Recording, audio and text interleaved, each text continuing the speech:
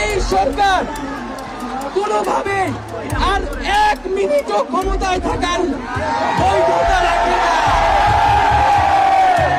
বাংলাদেশের মানুষের জীবনের নিরাপত্তা, সমাজের ন্যায় বিচার প্রতিষ্ঠার জন্য আমরা এক দফার সিদ্ধান্তে উপনীত হয়েছি।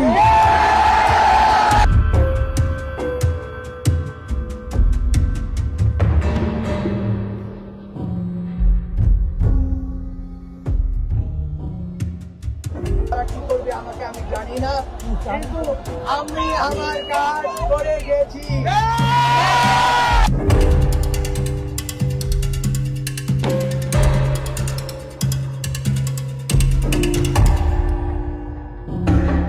কেউ বাংলাদেশের কোন নাগরিক কোন ধরনের ট্যাক্স বা খাজনা দেবে না আজ থেকে। বিদ্যুৎ বিল, পানির বিল, কোন ধরনের ইউটিলিটি বিল আর পরিশোধ করা হবে না। সকল ধরনের সরকারি বেসরকারি প্রতিষ্ঠান, অফিস, কলকারখানা, আদালত বন্ধ থাকবে।